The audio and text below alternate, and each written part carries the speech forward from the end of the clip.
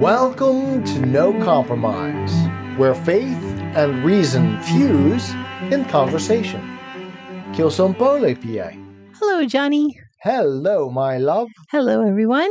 So let's see. I guess the only announcement we have this week is your new book, Paradise Lost, The Machinery of Evil. You want to say anything about that? Well, we've sold one. I think in the intervening time since we last talked. Yep. So we're not exactly setting the world on fire, but hopefully this will catch on. People will find some value in what we've done, and maybe we'll make a difference in this very dark world. Yeah. And what's it about, Johnny? Well, Paradise Lost, The Machinery of Evil, is all about the nature of evil in the modern world, really, as presented in Paradise Lost, Milton's great epic poem. You use that as the backdrop. It's interesting because right now, I think a lot of people are questioning the nature of evil. Well, not just that, but wanting to know what the heck's going on. Yeah, in this world. Because we've always been told there is no such thing as evil. Right. Yeah, the modern sensibility has pretty much dismissed the notion of evil altogether. Yeah. And so now we have the recent news stories and people are confused. Right. So you do a very good job with this, explaining what evil is, where it came from, and you use it with, like I said, the backdrop is the poem Paradise Lost. Right. Yeah, I hope that this can serve as a primer for the nature of evil in the modern world, because the nature of evil has never changed. Exactly. It is always the same. Its modus operandi is always the same. Right. And when we look at the world today, it is alive and vibrant. Yeah. And unless we look at it with open eyes, we're not going to see what it is and what it can do. Right. And be able to counter it. And look at it with belief. Yeah. We have to believe in it. Yeah. In order to counter it. Evil exists is one of evil's most profound strategies to deny its own existence. Yeah. Is one of the great strategies it has to continue to succeed in the present world. Yeah, exactly. And it's certainly doing that. Right. And so if you're interested in reading the book, it's on Amazon. You can click on the link in the description, or if the link's not there, I'm not sure. But you can also search by John Wise Paradise Lost. If you don't put Machinery of Evil. Well, you can just put Paradise Lost too with John Wise, as long as you put John Wise, because there's a million Paradise Lost on Amazon. Of course, I always choose the title that has a million other references. Okay, so today we're going to skip forward through the Everlasting Man book. I mean, we've done the introduction, we've done chapter 1, 2, and 3. So this week we're going to go straight to the end, and we're going to talk about the conclusion. And vitally here, as we've been doing these No Compromises, it's like when I got to the end of reading this for our Simple Gifts podcast, I read the conclusion and I said to myself, we should read the conclusion before we read anything else in this book, because it really sets the tone for everything that follows. Right. And if you want to understand what's going on in The Everlasting Man by G.K. Chesterton, you should first read the conclusion, which sets forth the broad outline of everything that occurs in the book. Yeah, otherwise I'm not sure if people understand what's going on, right? Right. It's kind of confusing. I wish that somehow or other we could have put this as the first episode in the Simple Gifts podcast. Right. Yeah. To let people know what's going on in this book. Yeah. What is it that Chesterton is trying to do? Yeah. He makes it clear here in the conclusion more than anywhere else. Right. Okay, so if you would like to also listen to John reading the entire book, The Everlasting Man by G.K. Chesterton, that link should be in the description too. He read it without commentary for our YouTube channel. Okay, and I think there's also going to be a link for you to read the book yourself on Project Gutenberg. So that link should be there too if you're interested. You can read it for free. Right. Okay, so like I said, we already discussed the first few chapters of this book, chapter 1, 2, and 3. And if you're interested, you can check that out too. All right, so let's get right to the book. This is the summary of this book. That's what he calls it, right? Right. The conclusion. Conclusion, the summary of this book. Right. And he begins his conclusion by kind of critiquing H.G. Wells's history of the world, which he did also in the first few chapters too of the book. And it boils down to the following statement. Chesterton says, I think the proportions are wrong. The proportions of what is certain as compared with what is uncertain, of what played a great part as compared with what played a smaller part, of what is ordinary and what is extraordinary, of what really lies level with an average and what stands out as an exception. Right. I think, don't you think, that's how he begins this conclusion. Right. He actually starts with these words. I have taken the liberty once or twice of borrowing the excellent phrase about an outline of history. Yeah. And this is absolutely critical because H.G. Wells is claiming to present an outline of history. And Chesterton says, for the story of the world as told by Mr. Wells could here only be criticized as an outline. Yeah. And strangely enough, it seems to me that it is only wrong as an outline. Yeah. It is admirable. In other words, he's saying there's a great deal of value in what H.G. Wells has to say about history. It is admirable as an accumulation of history. It is splendid as a storehouse or treasury of history. It is a fascinating disquisition on history. It is most attractive as an amplification of history. Yeah. But it is quite false. Yeah. As an outline of history. The one thing that seems to me quite wrong about it is the outline. Yeah. The sort of outline that can really be a single line. Yeah. In simple and homely language, I mean the things that stick out. The things that make the simplicity of a silhouette. So the point is here. Yeah.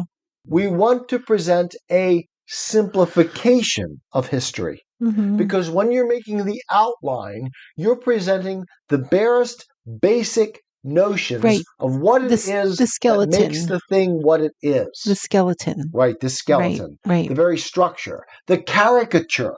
And he uses here the distinction between the single line that you would draw around the figure of Sir Winston Churchill versus the single line you would draw as a caricature of someone else. Right. And that's the idea here. What is it about history that is presenting a single line that can help us understand the broad structure of what human history consists of? Right. Okay, so basically this book about history of man ended up not being a history of man, really. And Chesterton says, I do believe that the things on which I have insisted are more essential to an outline of history than the things which I have subordinated or dismissed. Then he goes on to say later, I will therefore sum up all that has gone before in what seems to me a realistic and reasonably proportioned statement, the short story of mankind. And that is what this chapter is all about. The short story of mankind. Right. And earlier in this paragraph, he says that he himself feels that he has failed to do that in this book. Yeah. And I understand that. That feeling. Because I feel that on almost every episode of The Christian Atheist that I write. It's like I have in mind this rather simple idea that I want to convey. And I get to the end of The Christian Atheist. After I've said all of these words, 15, 20 minutes worth of speeches. Of great swelling words. Right. And I say to myself, did I really say what I wanted to say? Yeah. And I think that's exactly what Chesterton felt at the end of this book. Yeah. And he says at the beginning of this paragraph too, that he feels as though he has failed in what he set out to do in this book. Yeah. And then he says, for that reason, I add these lines, this conclusion, as a sort of summary in a concluding chapter. In short, and this I think is the most important thing to be taken from this second paragraph. Okay. I do not believe that the best way to produce an outline of history is to rub out the lines. This is me commenting now. Yeah, that's okay. This is the modern mania. Yeah. I mean, the modern in the sense of times that we live in today. Yeah. To rub out the lines, to destroy the distinctions, to tear down the borders. And this is exactly what we are dealing with in the political situation in America today. The idea that we don't need borders because borders separate people and borders create distinctions. Well, there is a reality of distinctions. Things really are different. And America is different from Mexico. America is different from the Islamic world. America is different from so many other things. And those borders matter. And if we simply become everything else, we are blending into nothing. So what was he talking about back then? So Chesterton is making the point that the lines, the distinctions, the borders matter. But what borders what breaking of borders was he talking about back then? Well, I think he was referring specifically to the modern mania of breaking down all distinctions, like the distinction between human beings and the animal world or the natural world. Like H.G. Wells, like H.G. Wells was trying to do. And that the entire evolutionary viewpoint is trying to do. There is no distinction between man and the rest of the world. We are simply nature as evolved. And there is no distinction to be made. This flies in the face of all of human history as it is outlined in common sense. The Greeks understood this. The Greeks made a distinction. Man is an animal, but man is a rational animal. And that distinction is no small distinction. It is an earth-shattering distinction. That rationality distinguishes us from the animals with a border that is unbridgeable. It is an immense border. It is not a little gap. It is a chasm. That's right. That seems almost unbridgeable. And we forget that. And so in many ways... Which is what he was trying to... Which is what he tried to get at in the first three... the first three chapters and even in the introduction. So this book, The Everlasting Man, falls apart into two parts. On the creature called man and on the man called Christ. And likewise, this conclusion falls apart into those same two distinctions. And when we blur out the lines, which is what we talked about in that first chapter, we forget that the distinction between man and the rest of the natural world is not just a blur. It is a radical distinction. There is something seriously different between man and the rest of the world. And this is something that I dealt with as a professor of philosophy. And it was an ongoing process. It took me a while to understand it. But I began to see that the scientific world, that the world in which we live, has been trying to erase that distinction with everything in them. They've been trying to blur the distinction between human beings and the rest of the animal world in such a way as to create a continuum between the two so that man is just an animal. But the Greeks themselves rejected that notion. And they're doing it now with male and female. Yes, exactly right. All of those natural boundaries. Constantly trying to blur everything. And that's exactly what Chesterton has in mind here. Exactly. Okay, so Chesterton says he himself feels that he has failed in this task, in this book, because he's said too many things. Yeah. And so at the end of the book, he wants to return to the outline, right? The clear distinctions. Right. And he says, I want to, for that reason, add these lines as a sort of summary in a concluding chapter. I do not believe that the past history, remember this is an outline of history now he's trying to give. He says, H.G. Wells failed to give an outline of history. Yeah. He gave all kinds of interesting information on history, but he never gave an outline. Right. And he said, what I want to do is actually give you an outline, a basic structure to fill in. I add these lines as a sort of summary in a concluding chapter. I do not believe that the past is most truly pictured as a thing in which humanity merely fades away into nature, or civilization merely fades away into barbarism, or religion fades away into mythology. This is the Hegelian notion that everything is one thing. Right. That there are no real distinctions to be made. But this is not the reality that human beings experience in the actual world of experience. In short, Chesterton says, I do not believe that the best way to produce an outline of history is to rub out the lines.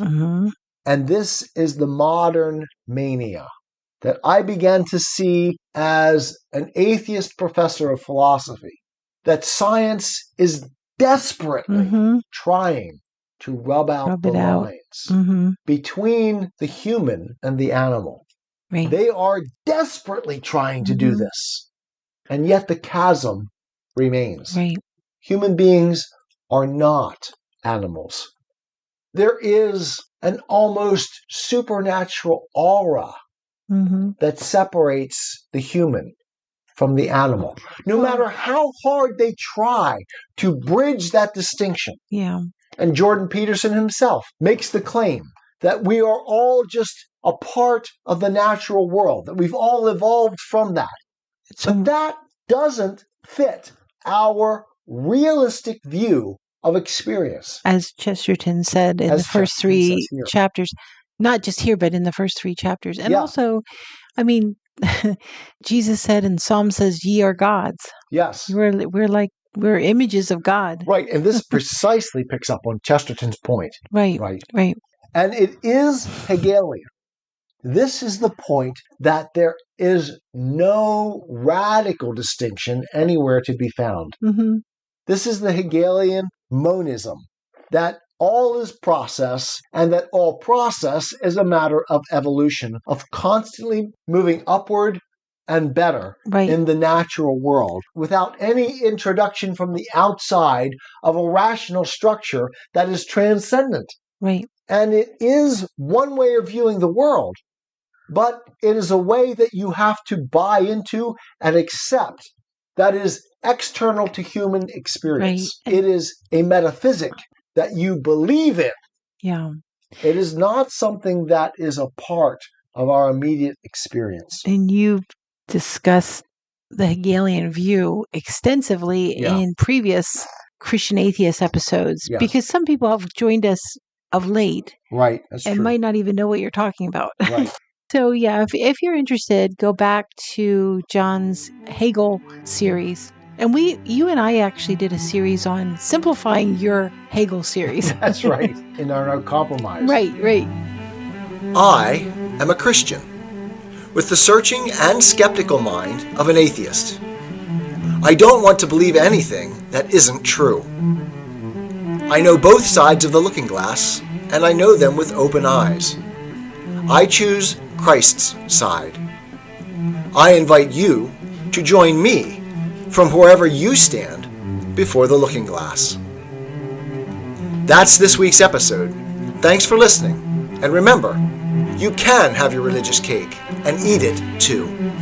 You can have reason, respect for science, a 21st century worldview, and be a Christian.